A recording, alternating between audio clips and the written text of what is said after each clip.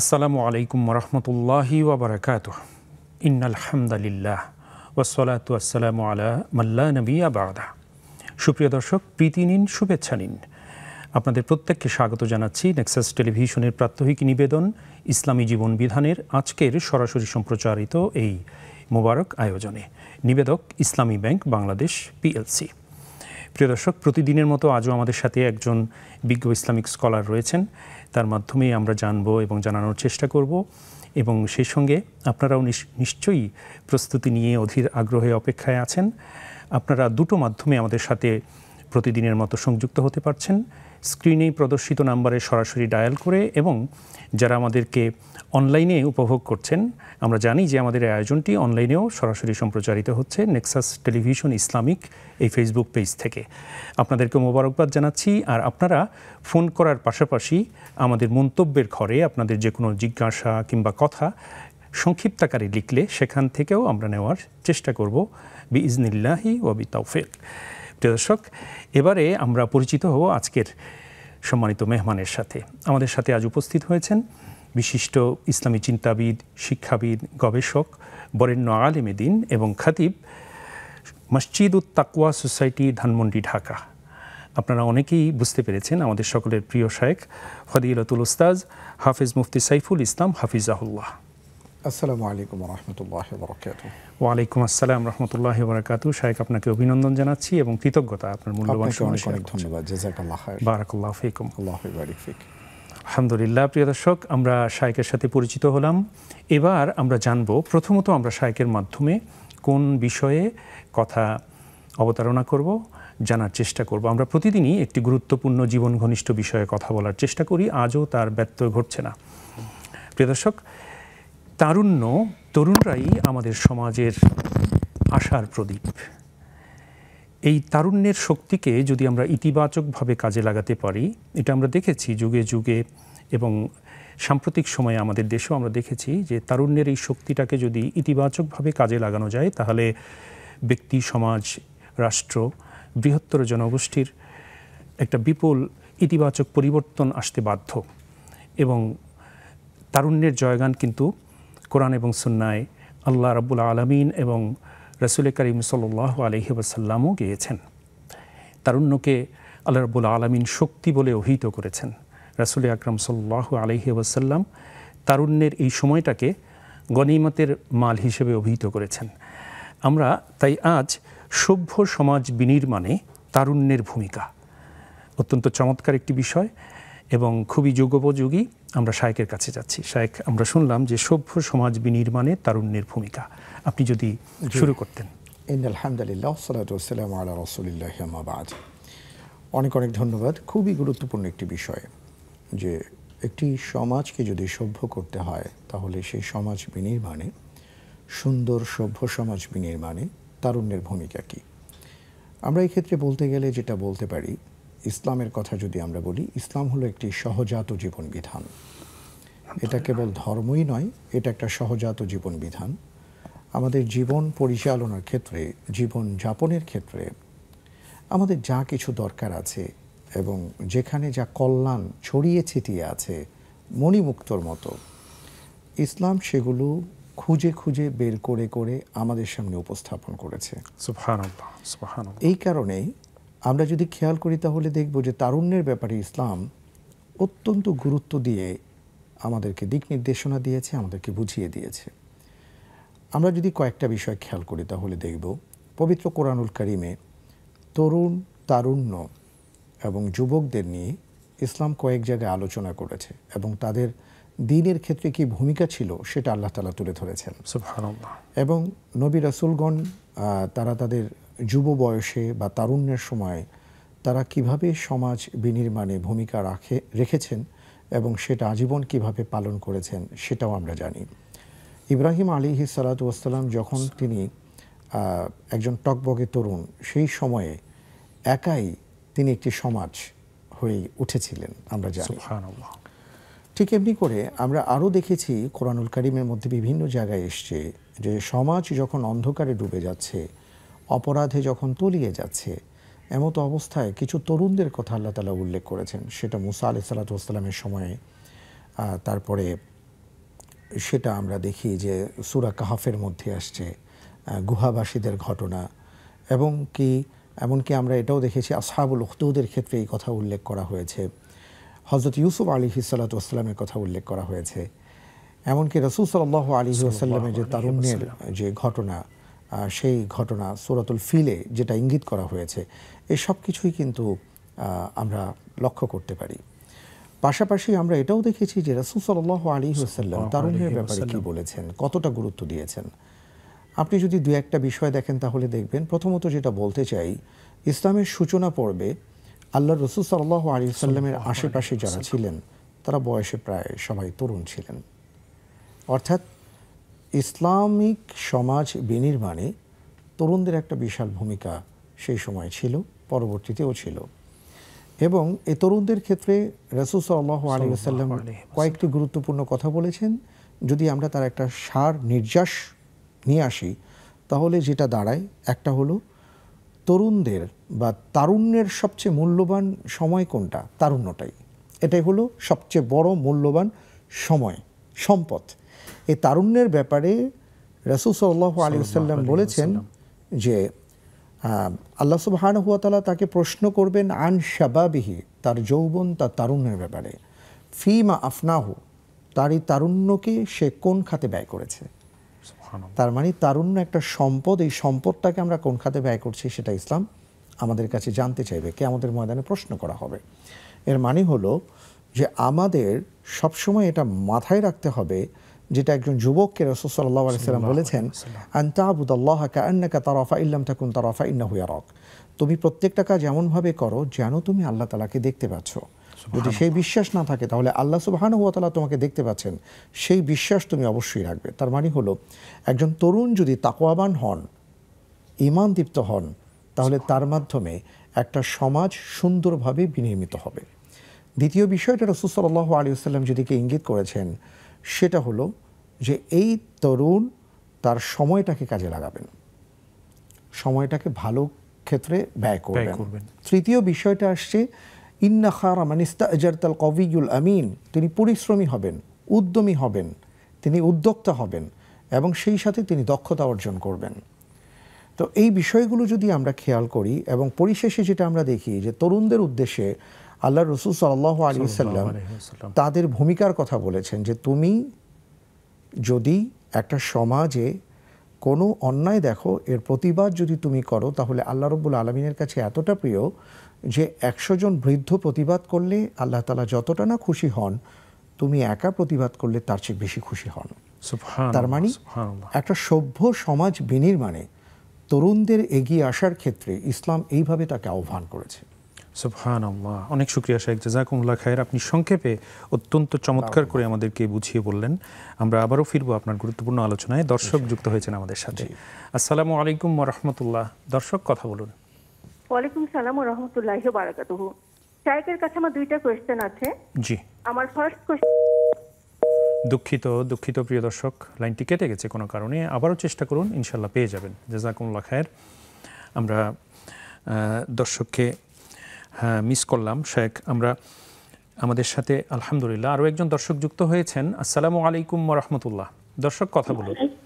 ওয়ালাইকুম সালাম ওয়া রাহমাতুল্লাহি ওয়া বারাকাতুহু। জি, আপনারা ভালো আছেন? আলহামদুলিল্লাহ, আল্লাহর শুকরিয়া। আপনিও ভালো আছেন নিশ্চয়ই, আল্লাহর মেহেরবানিতে। আমি আপনাদের একজন নিয়মিত দর্শক। আলহামদুলিল্লাহ। জি বলুন। আমার তিনটি প্রশ্ন। একটা প্রশ্ন হচ্ছে, মনে করেন আমার শরীর পাক, আমার কথা কি বোঝা যাচ্ছে? জি বুঝতে পারছি, আপনি বলুন। আমার শরীর পাক এবং ওযু আছে। জি। এবং আমার কাপড়ে বাচ্চারা একটু প্রসাব লাগছে। এখন এই অবস্থায় আমি কোরআন তেলাওয়াত করতে পারবো কিনা? আচ্ছা, বুঝতে পেরেছি। আরেকটা প্রশ্ন হচ্ছে মানে ওই নবজাতক শিশুদের ফিতরা কেন দিতে হয়? এটা আমি তো বুঝতে চাই। ফিতরা? জি, নবজাতক শিশু মানে বড়দের না। জি বুঝতে পেরেছি। সদ্য ভূমিষ্ঠ বাচ্চাদের। জি বুঝতে পেরেছি। ফিতরা কেন? আরেকটা প্রশ্ন হচ্ছে, আমার ছোট চাচার কোনো বাচ্চা মানে সন্তান নেই। এখন উনি কিছু জমি কিনতে এবং আমার কাসিমার নামে দিয়েছে। জি। এখন ওই জমির অংশীদার কারা হবে? এই তিনটি প্রশ্ন আমার। অনেক শুকরিয়া। আপনি সাথে থাকুন, ইনশাআল্লাহ শায়েখ বলবেন। জাযাকুমুল্লাহ খায়ের।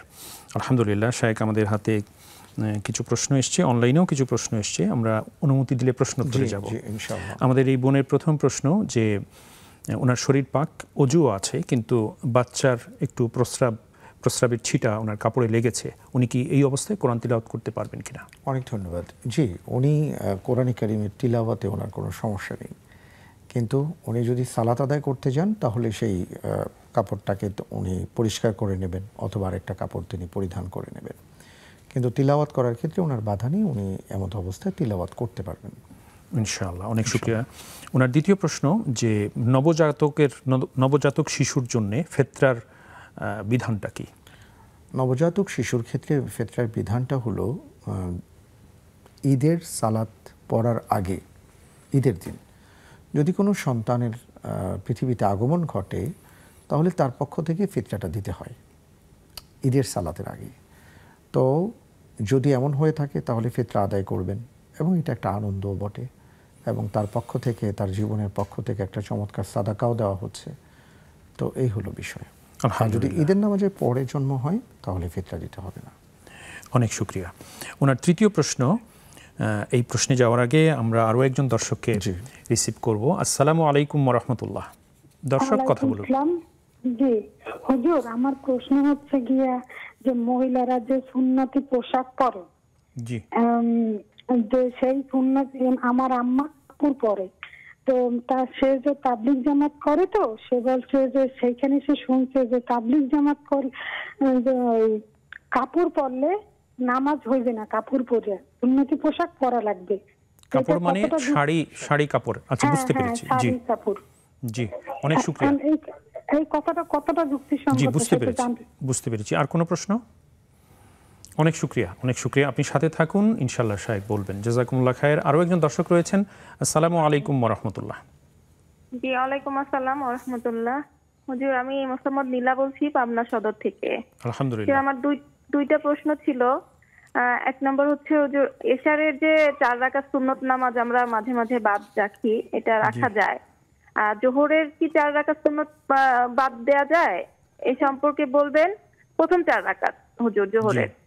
আর হচ্ছে আরেকটা হচ্ছে, আমরা তো ছোটবেলা থেকে শবে বরাতের নামাজ আদায় করার চেষ্টা করি। অনেকেই বলে যে হচ্ছে শবে বরাতে কোনো নামাজ থাকে না, আবার বলে অনেকে থাকে। আসলে এটা কোনটা সহি আমাদের একটু জানাবেন। অনেক শুকরিয়া বোন, আপনি সাথে থাকুন, ইনশাআল্লাহ শায়েখ বলবেন। জাযাকুমুল্লাহ খায়ের। দর্শক, এরই সাথে সময় হয়েছে একটা ছোট্ট বিরতিতে যাবার। ফিরছি অল্পক্ষণের মধ্যেই, সাথেই থাকুন।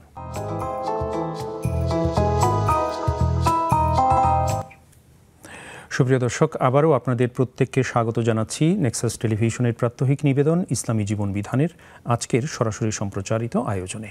নিবেদক ইসলামী ব্যাংক বাংলাদেশ পিএলসি। আমরা আবারও শায়েকের কাছে যাচ্ছি। শায়েক, আপনাকে আবারও মোবারকবাদ জানাচ্ছি। আলহামদুলিল্লাহ, আমাদের হাতে বেশ কিছু প্রশ্ন রয়েছে। প্রথমে আমাদের যে বোন 3টি প্রশ্ন করেছিলেন, ওনার তৃতীয় প্রশ্নটি ছিল যে ওনার চাচা কিছু জমি কিনেছেন ওনার স্ত্রীর নামে, ওনার কোনো ছেলে মেয়ে নেই।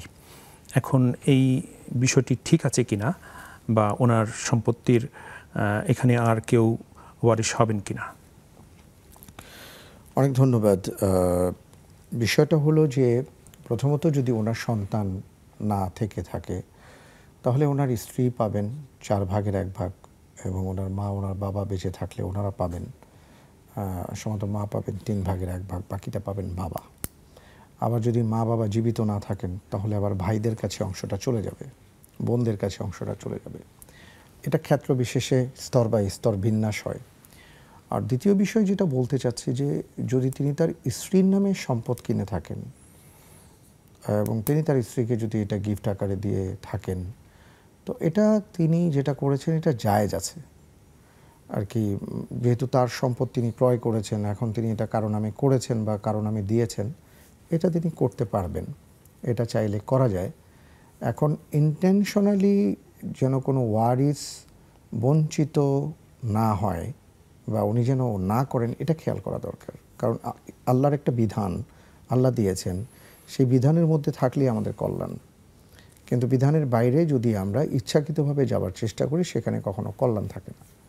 কিন্তু তিনি যদি চান, তিনি তার স্ত্রীকে বা অন্য কারো নামে সম্পদ ক্রয় করে তাকে গিফট করতে, ওটা তিনি করতে পারবেন, এটা জায়েজ বলে আখ্যায়িত করেছেন।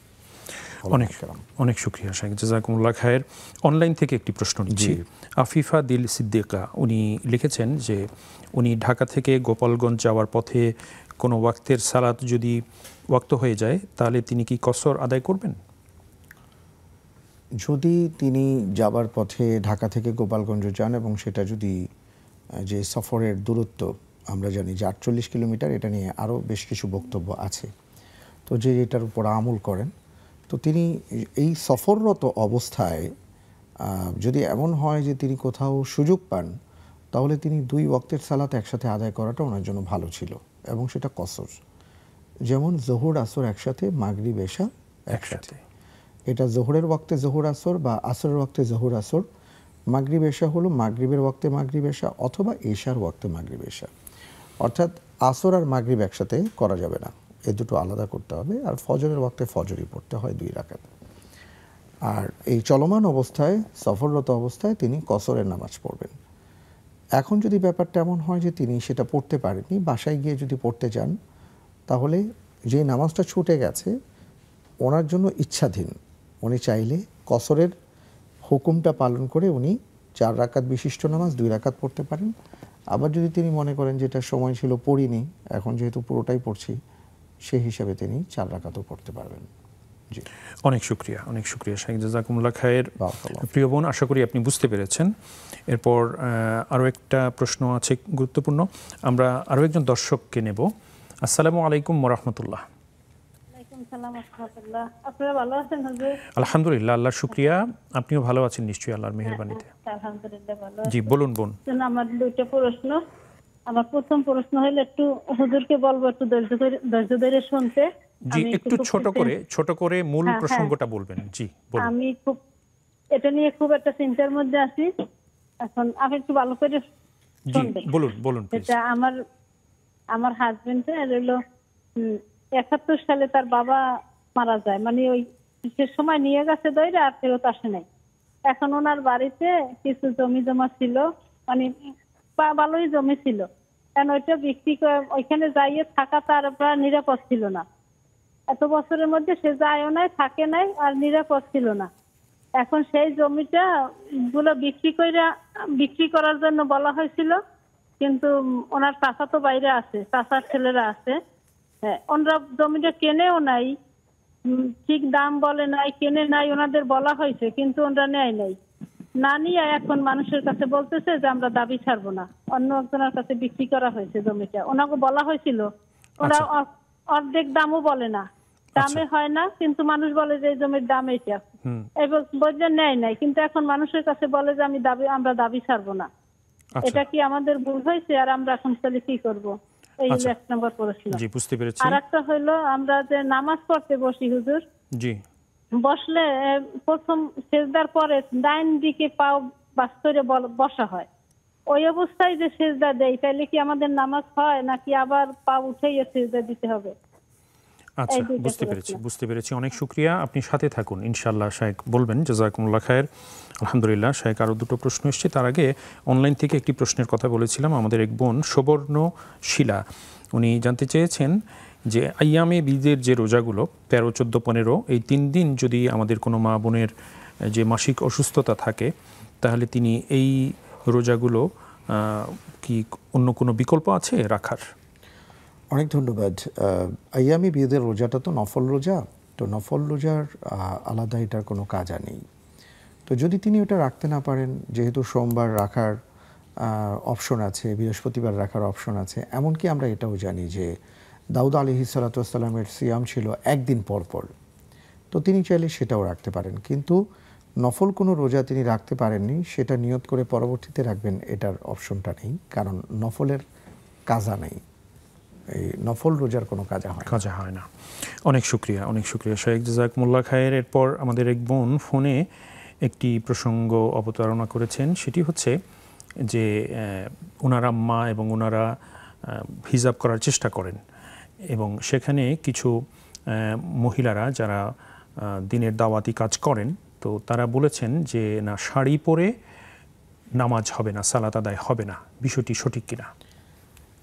শরীয়তে নারী এবং পুরুষের পর্দার ব্যাপারে দিক নির্দেশনা দিয়ে দিয়েছে। তো নারীদের ক্ষেত্রে পর্দার ক্ষেত্রে যেটা বলা হয়েছে সেটা হলো যে ওনাদের পুরো শরীরটাই ঢাকা থাকবে, হাতের কবজিটা খোলা রাখতে পারবেন এবং পায়ের পাতাটা খোলা রাখতে পারবেন, আর চেহারাটা ঢাকা থাকতে হবে। আবার কোনো কোনো ক্ষেত্রে একান্ত তিনি যখন নিজস্ব ভ্রমণে থাকবেন তখন আবার পর্দার ক্ষেত্রে তার কিছু বিষয় কখনো ছাড় আবার কখনো কঠোরতা অবলম্বন করতে বলা হয়েছে। তো মূল বিষয়টা হলো পোশাকের কথা যদি বলি, পোশাকের ক্ষেত্রে ইসলাম একজন নারীকে যেভাবে পোশাক পরতে বলেছে যে এমনভাবে পোশাকটা হবে ঢিলে ঢালা, পোশাকটা পুরো শরীরটাকে আবৃত করে রাখবে এবং এই পোশাক এমনভাবে তিনি পরবেন যাতে করে ওনার শরীরের কোনো অংশ বা অংশ বিশেষ কোনো কিছু যেন প্রকাশিত না হয় বা এটা বোঝা না যায় এইভাবে। এখন কেউ যদি শাড়ি এমনভাবে পরেন যে পুরো শরীর ঢেকে আছে, কোথাও উন্মুক্ত নেই এবং ওনার পুরো শরীর ঢেকেই উনি যদি সালাত আদায় করেন, শাড়িটা যদি সেভাবে পরতে পারেন, তাহলে সরাসরি আমরা আসলে হারাম বলতে পারবো না, নিষেধ বলতে পারবো না।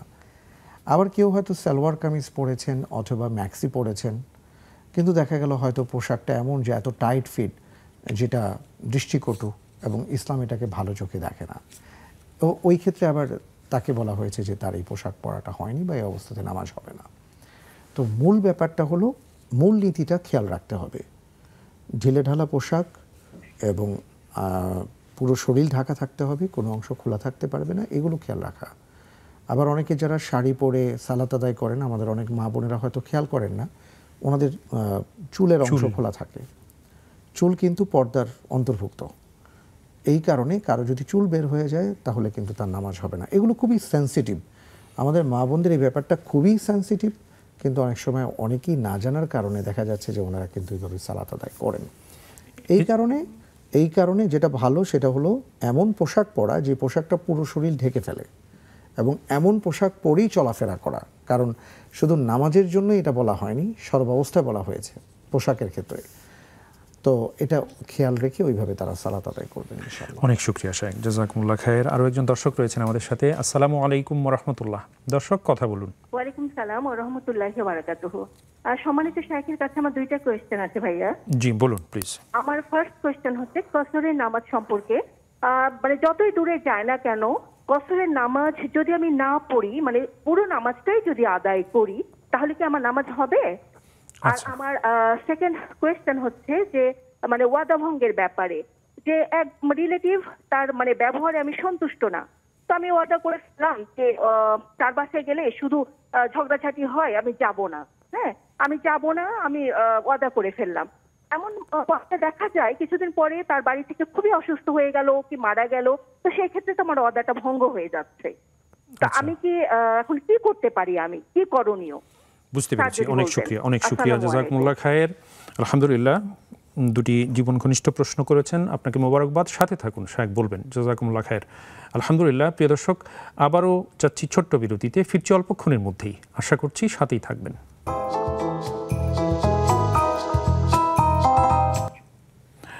প্রিয় দর্শক, আবারও আপনাদের প্রত্যেককে স্বাগত জানাচ্ছি আপনাদের সকলের প্রিয় আয়োজন নেক্সাস টেলিভিশনের প্রাত্যহিক নিবেদন ইসলামী জীবন বিধানের আজকের সরাসরি সম্প্রচারিত এই মোবারক আয়োজনে। নিবেদক ইসলামী ব্যাংক বাংলাদেশ পিএলসি।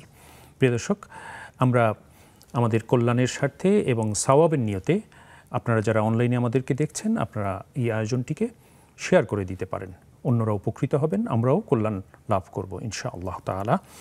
আর আজকে আমাদের সাথে রয়েছেন ফদিলাতুল উস্তাজ হাফিজ মুফতি সাইফুল ইসলাম হাফিজাহুল্লাহ। আমরা শাইখকে আবারও মোবারকবাদ জানাচ্ছি। আলহামদুলিল্লাহ, শাইখ আমাদের হাতে বেশ কিছু প্রশ্ন রয়েছে। আমাদের এক বোন ফোনে দুটি প্রশ্ন করেছেন। প্রথম প্রশ্ন হলো, এশার 4 রাকাত নফল সালাত এবং জোহরের পূর্বের ফরজ সালাতের পূর্বের 4 রাকাত নফল মানে সুন্নাহ যেটা, সেটা তিনি পড়তে মানে ত্যাগ করতে পারবেন কিনা, কোনো বিশেষ কারণ? অনেক ধন্যবাদ।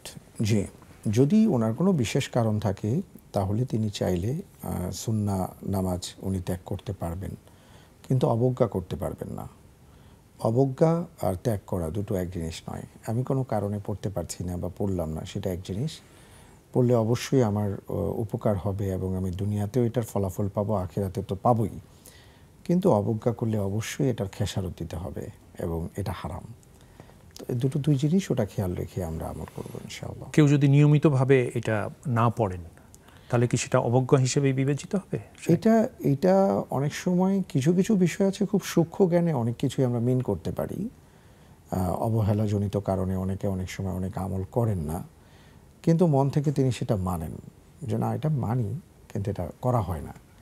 তো এটা আশা করা যে আল্লাহ তাআলা মাফ করে দিবেন বা এটা ধরবেন না, কারণ আমাদের আসলে জবাবদিহিতা রয়ে গেছে ফরজ ইবাদতের ক্ষেত্রে। আর যত সুন্নাহ ইবাদা আছে এগুলো নফলের অন্তর্ভুক্ত, আর এই ইবাদতগুলো আমাদের কাজে লাগবে কিয়ামতের ময়দানে। ফরজ ইবাদতের ক্ষেত্রে যদি কোনো ঘাটতি থাকে সেই ঘাটতিগুলো পূরণ করা হবে। এই জন্য রাসূল সাল্লাল্লাহু আলাইহি ওয়াসাল্লাম বলেছেন হাল মিন তাতাওয়ুইন, প্রশ্ন করা হবে কিয়ামতের ময়দানে তার অতিরিক্ত কিছু আছে কিনা। তো অতিরিক্ত কিছু থাকলে অর্থাৎ এই নফল ইবাদতগুলো দিয়ে ঘাটতি পূরণ করা হবে। এই জন্য আমাদের উচিত আমরা যখন সময় পাবো অবশ্যই আমরা সুন্নাহ নফলগুলো পালন করব। কিন্তু যদি আমি না করি তাহলে আসলে মূলটা করা হচ্ছে, কিন্তু সেটা কিয়ামতের ময়দানে কতটুকু পাবো এটা অবশ্যই আমাদের চিন্তা করা উচিত। আল্লাহ তৌফিক দান করুন, আমিন। অনেক শুকরিয়া শেখ। ওনার দ্বিতীয় প্রশ্ন ছিল শবে বরাতের সালাত, আলাদা কোনো সালাত আছে কিনা? অনেক ধন্যবাদ। উনি যেটা বলেছেন যে অনেকে বলে আসলে লাইলাতুন নিসফি মিন শাবান শব্দটা এইভাবে এসছে, শবে বরাত এটা ফার্সি শব্দ, এইভাবে আসেনি হাদিস কোরআনের কোথাও। মূল বক্তব্যটা হলো লাইলাতুন নিসফি মিন শাবানকে কেন্দ্র করে যতগুলো বর্ণনা এসছে এখানে আলেমদের মাঝে আমরা দুটো মত দেখতে পাই। কেউ কেউ বলেছেন যে লাইলাতুন নিসফি মিন শাবানকে কেন্দ্র করেই হাদিসগুলো এসছে, যদিও সেখানে আসলে আমরা দুটো বা একটা হাদিস আমরা সহি পাই, বাকি হাদিসগুলো এটার সমর্থনযোগ্য আমরা দেখি, কিন্তু হাদিসগুলো সহি না। আর আরেক দল ইসলামিক স্কলার বলেছেন আসলে লাইলাতুল নিসফি মিন শাবানকে কেন্দ্র করে যতগুলো হাদিস এসছে এগুলো মূলত লাইলাতুল কদরকে কেন্দ্র করে। এবার তৃতীয় যে ব্যাপারটি বলতে চাই সেটা হলো লাইলাতুল নিসফি মিন শাবানকে কেন্দ্র করে আমরা যদি হাদিসের দিকে তাকাই তাহলে দেখব এখানে স্পেশাল আলাদা কোনো আমল রাসূল সাল্লাল্লাহু আলাইহি ওয়াসাল্লাম থেকে আসেনি। একটা বিষয় আমরা পাই যে তিনি কবরস্থানে গিয়েছিলেন, কবরবাসীর জন্য দোয়া করেছিলেন, তাও জীবনে একবার। কিন্তু আমরা যেভাবে ঘটা করে আলাদা করে এত রাকাত নামাজ পড়তে হবে, এই সূরা পড়তে হবে, তারপরে বিকেলবেলা গোসল করতে হবে ইত্যাদি আমরা যেভাবে সাজাই, এটা আসলে কোথাও পাওয়া যায় না। এটারও একটা কারণ আছে, কারণ রাসূল সাল্লাল্লাহু আলাইহি ওয়াসাল্লাম প্রতিটা রাতেই ইবাদত করতেন এবং প্রত্যেকটা রাতই আসলে আমাদের জন্য মূল্যবান। এই কারণে আমরা আমাদের প্রতিটা রাতকেই তো শবে বরাতের রাত বানাতে পারি। আল্লাহ রাসূল সাল্লাল্লাহু আলাইহি ওয়াসাল্লাম এটা বলেছেন। তো এই কারণে আমরা প্রতিটা রাতেই কম বেশি যদি তাহাজ্জুদের সালাত আদায় করি তাহলে আলাদাভাবে আমার এটা কিছু করার দরকার পড়ে না। আর রাসূল সাল্লাল্লাহু আলাইহি ওয়াসাল্লাম লাইলাতুন নিসফি মিন শাবানকে কেন্দ্র করে আলাদা কোনো ইবাদতের কথা আসলে উল্লেখ করেননি। অনেক শুকরিয়া শেখ, জাযাকুমুল্লাহ খায়ের। আমাদের সাথে আরো একজন দর্শক রয়েছেন। আসসালামু আলাইকুম ওয়া রাহমাতুল্লাহ।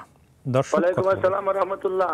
হুজুর পাবনা থেকে আব্দুল জব্বার বলছিলাম। আলহামদুলিল্লাহ, জি মুহতারাম বলুন, আমরা শুনতে পাচ্ছি। হুজুর আমার একটা প্রশ্ন আর আমার স্ত্রীর প্রশ্ন আমি করতেছি, মোট 3টে প্রশ্ন। আমার প্রশ্নটা হচ্ছে আমি গত পরশু জানাজার নামাজ পড়তে গেছি, আমি জোহরের নামাজ পড়তে পারি নাই, ওই ইন দি মিন টাইম জানাজা শুরু হয়ে গেছে, আমি জানাজার নামাজ পড়বো নাকি জোহরের নামাজ পড়বো? আর আমার স্ত্রীর প্রশ্নটা আমি বলতেছি হুজুর, তার প্রশ্নটা হচ্ছে যে আকিকার নামাজ পিতা মাতা খেতে পারবে কিনা, আর একটা প্রশ্ন হলো যে ওযু ছাড়া কি তাসবিহ তাহলিল করা যাবে কিনা। অনেক শুকরিয়া মুহতারাম, আপনি সাথে থাকুন, শেখ বলবেন। জাযাকুমুল্লাহ খায়ের। আলহামদুলিল্লাহ শেখ, আমরা অনলাইন থেকে দুটো প্রশ্ন নেব। আমাদের প্রথম এক ভাই রিকো চৌধুরী, উনি জানতে চেয়েছেন কোরআন তেলাওয়াতের সময় সিজদার আয়াত আসলে কয়টি সাজদা দিতে হবে? জি অনেক ধন্যবাদ। আমরা যখন সেজদার আয়াত পাবো তখন আমরা দাঁড়িয়ে আল্লাহু আকবার বলে আমরা একটা সেজদা দিব, একটা সেজদা দিয়ে আমরা আবার দাঁড়িয়ে যাব ইনশাআল্লাহ। অনেক শুকরিয়া। তারপর যারা আরোহী, উনি লিখেছেন আমার প্রশ্ন, যদি কেউ আমার উপর জাদু করে বা কোনো খারাপ জিনিসের আমার উপর নজর থাকে তাহলে কিভাবে সেটা আমি বুঝতে পারবো? তাহলে তিনি এভাবে বুঝতে পারবেন যে দেখা যাবে যে ওনার ভেতরে একটা অবসাদ কাজ করছে, অথবা ওনার মেজাজ খিটখিটে হয়ে যাচ্ছে, বা ওনার কাছে মনে হচ্ছে যে উনি কোনো ডিস্টার্ব ফিল করছেন, বা কেউ যেন তাকে কিছু বলার চেষ্টা করছে, বা কেউ এমন কিছু আচরণ করছে যেটা উনি বুঝতে পারছেন অন্য কেউ বুঝতে পারছেন না। তখন উনি বুঝতে পারবেন যে কেউ ওনাকে হয়তো কোনো ডিস্টার্ব করছে বা কোনো ব্ল্যাক ম্যাজিক করা হয়েছে বা কোনো জিন্নাতের কোনো আসর পড়েছে, এগুলো উনি আর কি বুঝতে পারবেন। এবং এই ক্ষেত্রে ওনার চিকিৎসাটা হলো তিনি আয়াতুল কুরসি পাঠ করবেন, সূরা ফালাক সূরা নাস পড়ে নিজেকে ফু দেবেন এবং খুব বেশি বেশি করে আল্লাহর কাছে দোয়া করবেন, আউযু বিল্লাহি মিনাশ শাইতানির রাজিম পড়বেন। এবং আরও কিছু আমল আছে, আউযু বিকালিমাতিল্লাহি তাম্মা মিন শাররি মা খালাক, বিসমিল্লাহিল্লাযী লা ইয়াদুররু মা ইসমিহি শাইউন ফিল আরদ, লম্বা দোয়া, এটা তিনি পড়বেন, ইনশাআল্লাহ ঠিক হয়ে যাবেন। আল্লাহ তৌফিক দান করুন, আমিন। অনেক শুকরিয়া শেখ। এরপর ফোনে আমাদের এক বোন দুটি প্রশ্ন করেছেন। ওনার প্রথম প্রশ্ন ছিল যে ওনার স্বামী, ওনার শ্বশুর 71 সালে ইন্তেকাল করেন, যুদ্ধে যে আর বাড়ি ফেরেননি, পরে আর তাকে পাওয়া যায়নি। তো এরপর ওনার স্বামীর বাড়িতে জায়গা জমি যেগুলো ছিল সেখানে ওনার স্বামীর চাচাতো ভাইরা সেটা মানে সহজে দিতে চাচ্ছিলেন না। তো পরে তাদেরকেও অফার করেছিলেন, তারা কেনেননি, অন্যের কাছে তারা বিক্রি করেছেন। এখন বিক্রি হওয়ার পরে তারা আপত্তি জানাচ্ছেন এবং বলছেন যে না, আমাদের এটা হক ছিল, আমরা নেওয়ার হক ছিল, তোমরা দাওনি, এটা আমরা ছাড়বো না। তো এই অবস্থাটা হয়েছে। এখন তাদের এই বিষয়টা সঠিক ছিল কিনা, আর এখন কি করণীয়? অনেক ধন্যবাদ। বোন যে কথাগুলো বলেছেন, ওনার কথাটা যদি বাস্তব হয়, উনি যেটা বলেছেন আমরা ধরে নিচ্ছি যে অবশ্যই ওনার কথাগুলো বাস্তব। যদি এটা হয় তাহলে কোনো সমস্যা নেই, কারণ প্রথমত ওনাদেরকে অফার করা হয়েছিল এবং তারা খুব একটা ইচ্ছা প্রকাশ করেননি। দ্বিতীয় বিষয় হলো যে সকল দাম ওনারা বলেছেন সেই দাম আসলে অনেক কম দাম ওনারা বলেছেন। এই কারণে বিক্রেতার অধিকার আছে যে তিনি তার পণ্যটাকে ন্যায্য মূল্যে বিক্রয় করার। হ্যাঁ, ওনার একটা দায়িত্ব ছিল যে ওনার প্রতিবেশী যিনি বা ওনার আত্মীয় যিনি বা ওনার জমি যার জমির পাশে, দায়িত্ব হলো তাকে আগে জানাতে হয়। উনি যদি ন্যায্য মূল্যে ক্রয় করেন তাহলে ভালো কথা, কিন্তু ন্যায্য মূল্যে উনি যদি ক্রয় না করেন তাহলে ওনার দায়িত্ব শেষ। এবার উনি ওনার এই জমি যে কারো কাছে বিক্রি করতে পারবেন। তো যেহেতু উনি বলেছেন, ওনারা ন্যায্য মূল্যের কথা উল্লেখ করেননি, পরবর্তীতে ওনারা ন্যায্য মূল্যে অন্য কোথাও বিক্রি করেছেন, এতে করে কোনো সমস্যা নেই। অনেক শুকরিয়া শেখ। ওনার দ্বিতীয় প্রশ্ন ছিল যে 4 রাকাত বিশিষ্ট সালাতের বা যে কোনো সালাতেই, যে কোনো রাকাতেই আমরা পা ভাঁজ করে প্রথমে একটা সেজদা দেওয়ার পরে পা ভাঁজ করে বসি, বা উনি বিশেষ করে বসার ক্ষেত্রে বলেছেন প্রথম বৈঠক বা দ্বিতীয় বৈঠকে। তো সেই বসা অবস্থায় পা অনেকটা ভাঁজ আছে, সেই ভাঁজ থাকা অবস্থায় তিনি দ্বিতীয় সাজদা যদি করেন, এতে সাজদার কোনো ত্রুটি হবে কিনা? অনেক ধন্যবাদ। আসলে আমাদের মা বোনেরা যেভাবে বসেন এটা বেশি সহি বলেছেন। যারা বলেন যে নারী আর পুরুষের নামাজের আলাদা কিছু নেই, কাইফিয়ত নেই, একই রকম, সল্লু কামা রাআইতুমুনি উসাল্লি, হাদিসের আলোকে যারা বলেন। আবার অনেকে বলেছেন যে হ্যাঁ, আলাদা কিছুটা কাইফিয়ত আছে, স্টাইল আছে। তো মা বোনেরা যেভাবে, উনি যেটা বলেছেন যে ওই অবস্থায় যদি উনি সেজদায় চলে যান, ওনার সেজদাটা হবে। তবে সেজদার সময় যেটা নিয়ম সেটা হলো পা দুটোকে একসাথে রাখা। দুটো পাকে একসাথে রাখতে পারলে ভালো, কিন্তু খেয়াল রাখতে হবে পা যেন কিছুতেই মাটি থেকে উঠে না যায়। অনেকে সেজদা দেন কিন্তু মাটি থেকে যদি পা সরে যায় তাহলে সেজদার হক আদায় হয় না। এই জন্য খেয়াল রাখতে হবে ওনার পাটা ভাঁজ থাকলে সমস্যা নেই, কিন্তু মাটি স্পর্শ করে রাখতে হবে, এটা খেয়াল রাখতে হবে। অনেক শুকরিয়া শেখ, জাযাকুমুল্লাহ খায়ের। আমরা আবারও ফিরবো আপনার কাছে ছোট্ট আরও একটি বিরতি পেরিয়ে ইনশাআল্লাহ। দর্শক, আবারও নিচ্ছি ছোট্ট বিরতি, ফিরছি অল্পক্ষণের মধ্যেই, সাথেই থাকুন।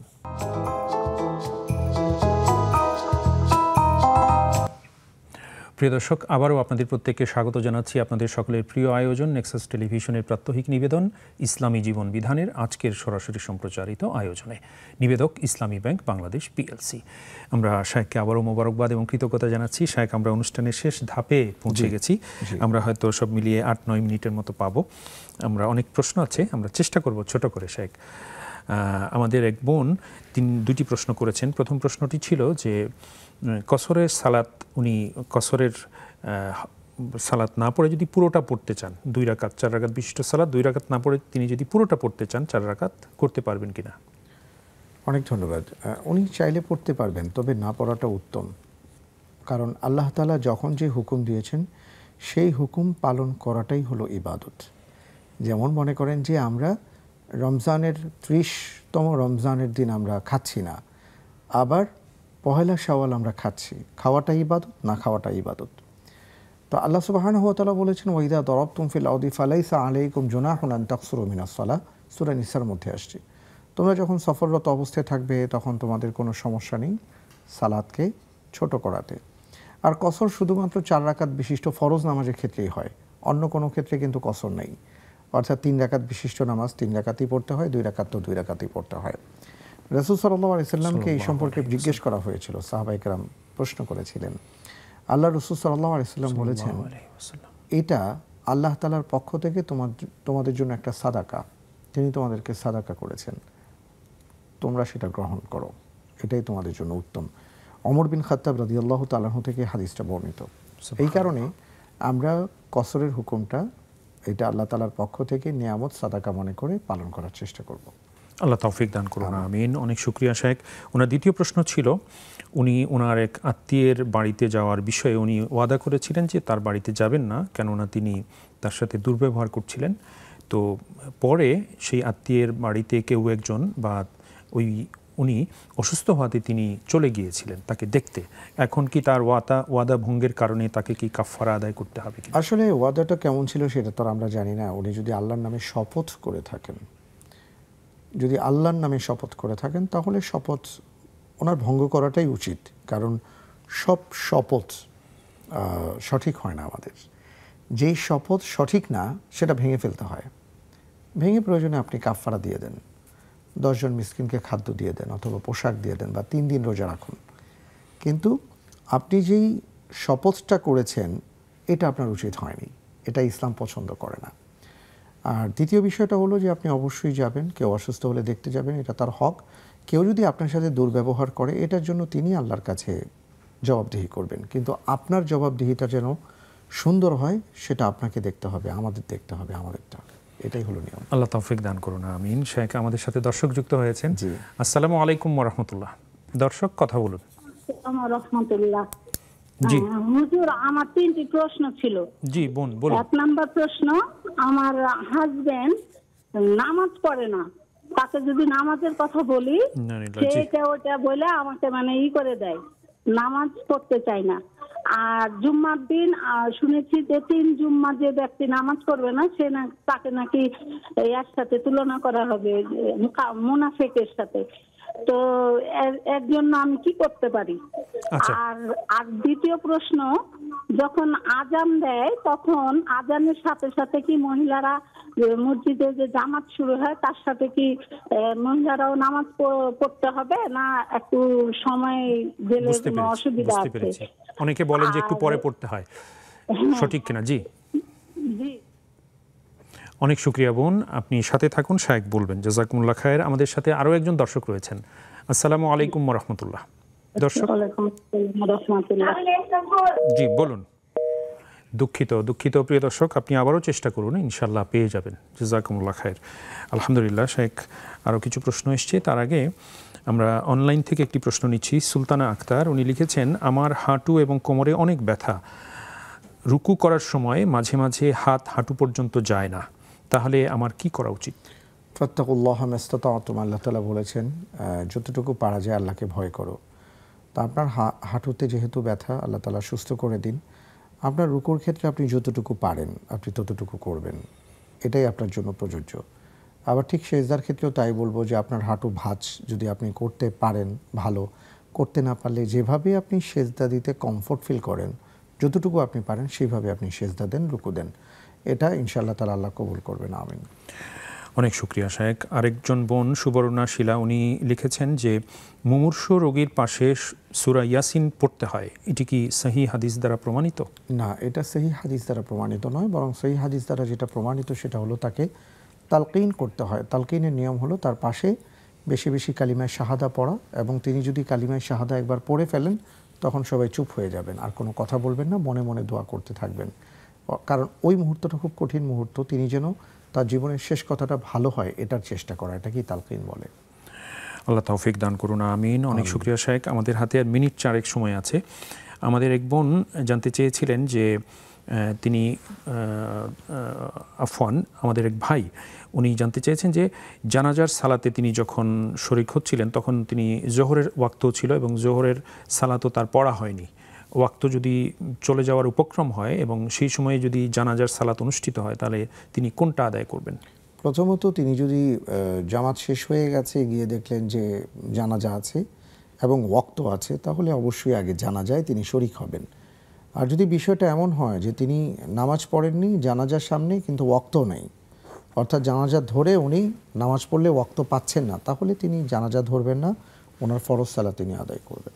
অনেক শুকরিয়া। ওনার দ্বিতীয় প্রশ্ন ছিল আকিকার গোশত বাবা মা খেতে পারবেন কিনা? জি জি, মা বাবা সবাই মিলে খেতে পারবেন, কোনো সমস্যা নেই।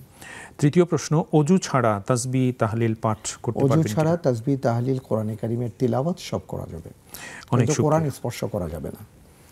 অনেক শুকরিয়া শেখ, জাযাকুমুল্লাহ খায়ের। এরপর সবশেষে যে বোন আমাদেরকে দুটি প্রশ্ন করেছেন যে ওনার স্বামী সালাত আদায় করেন না, পড়তে চান না, এবং তিনি জেনেছেন যে 3 জুমা পরপর যদি কেউ ত্যাগ করে তার মুনাফিক হয়ে যায়, মুনাফিকের সাথে তার হাসর নসর হবে। তো এখন তার কি করণীয়, কি করতে পারেন? আল্লাহর কাছে খুব বেশি বেশি করে দোয়া করা এবং প্রত্যেক সালাতের ক্ষেত্রে চেষ্টা করা ওনাকে আর কি যত ধরনের যতভাবে পারা যায় ভালোবাসা দিয়ে, আদর দিয়ে, আপ্যায়ন দিয়ে, তারপরে অভিমানী, ভালোবাসার অভিমান নিয়ে, অর্থাৎ যেভাবে উনি পারেন উনি চেষ্টা করবেন। আর আল্লাহর কাছে খুব বেশি বেশি করে দোয়া করবেন, আল্লাহ তাআলা যেন ওনাকে নামাজি হিসেবে কবুল করেন। আল্লাহুম্মা আমিন, আল্লাহুম্মা আমিন। ওনার দ্বিতীয় প্রশ্ন ছিল যে আজানের সাথে সাথে বা ওয়াক্ত হওয়ার সাথে সাথে বা বিশেষ করে আজানের সাথে সাথে মহিলারা সালাত পড়বেন না, একটু পরে পড়বেন, আমাদের সমাজে অনেকে বলতে শোনা যায় এবং প্রচলিত আছে অনেক ক্ষেত্রে, এটি সঠিক কিনা? বিষয়টা হলো ইন্না সলাতা কানাত আলাল মুমিনিনা কিতাবাম মাওকুতা, সময়ের সাথে সম্পৃক্ত হলো সালাত। এই কারণে যখন আজান হয়, আমাদের দেশে একটা দুঃখজনক হলো যে একেবারে সঠিক ওয়াক্তে আজান হয় না, আরও কিছু পরে হয়। নিয়ম ছিল ওয়াক্ত হয়েছে এটা জানান দেবার জন্য আজান হওয়া।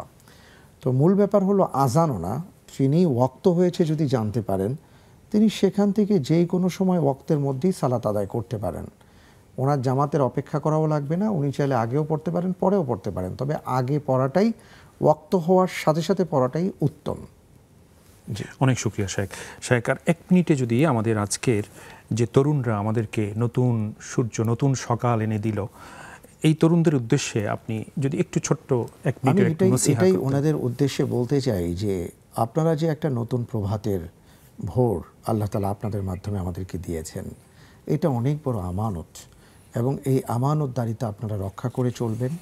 অনেক বড় দায়িত্ব আপনাদের কাঁধে আসছে, এই দায়িত্বটা আপনারা অনুভব করবেন এবং সেইভাবে এই ক্রান্তি লগ্নে দেশের মানুষের ভালোবাসা নিয়ে এগিয়ে যাবেন এবং সর্বক্ষেত্রে আল্লাহ আপনাদের কর্মগুলোকে দেখছেন এবং এটার জন্য আপনাকে জবাবদিহি করতে হবে, এটা মাথায় রেখে আপনারা এগিয়ে যাবেন ইনশাআল্লাহ।